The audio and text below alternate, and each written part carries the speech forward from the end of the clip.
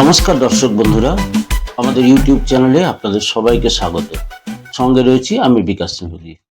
আজকে আপনাদের যে নীতি গল্পটা বলবো, সেই নীতি গল্পটা আমাদের জীবনের প্রায়শই ঘটে থাকে, আমরা অনেক সময় খেয়াল করি না, কিন্তু খুব গুরুত্বপূর্ণ একটা বিষয়, সেটার উপর এই নীতি কথাটি।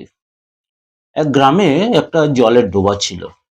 সেই ডোবার জলটা গ্রীষ্মকালে শুকিয়ে যেত আর বর্ষাকালে জলে ভর্তি থাকতো। এই ডোবাটার চারপাশে অনেকগুলো জীবজন্তু জানোয়ার থাকতো, পশু পাখি থাকতো গাছে। তারা সেই ডোবার জল খেত। সারা বছর তারা ওই ডোবা থেকেই কম বেশি জলটা খেত।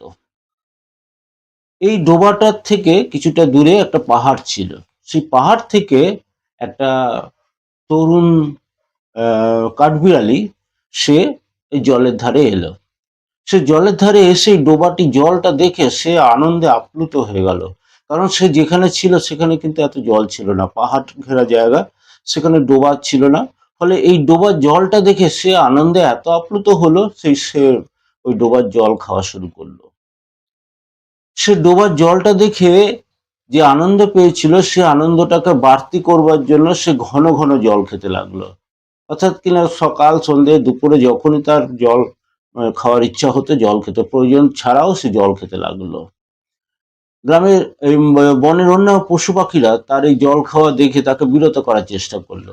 একটা ব্যাঙ বলল যে, তুমি এত জল খাচ্ছ কেন? কোনো জিনিস অতিরিক্ত গ্রহণ করলে সেটা বিষ হয়ে যায়। কিন্তু কাঠবিড়ালিটি তাদের কোনো কথাই কর্ণপাত করলো না। সে কিন্তু জল বেশি বেশি করে খেতে লাগলো। ফলত কি হলো? বেশি জল খাওয়ার জন্য তার শরীরের ভারসাম্যটা নষ্ট হয়ে গেল, তার পেটে অসুখ করলো, এবং আস্তে আস্তে তার চোখ ঝাপসা হয়ে গেল। সে এক বিষাদ ঘন মুহূর্তে এতটাই অসুস্থ হলো যে তাকে প্রাণ ত্যাগ করতে সে বাধ্য হলো। বনের অন্যান্য পশু পাখিরা তার কাছে এলো। তারা এই কথাটাই বলতে লাগলো যে অতিরিক্ত জল পানি এর মৃত্যুর কারণ। একটা প্রবাদ বাক্য আছে এই সম্পর্কে, অঘটির ঘটি হলো জল খেতে খেতে প্রাণ গেল।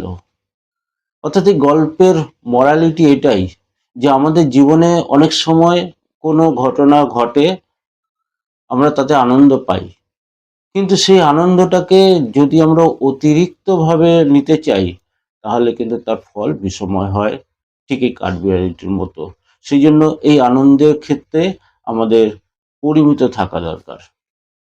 গল্পটি কেমন লাগলো প্লিজ লাইক কমেন্ট শেয়ার করে জানাবেন।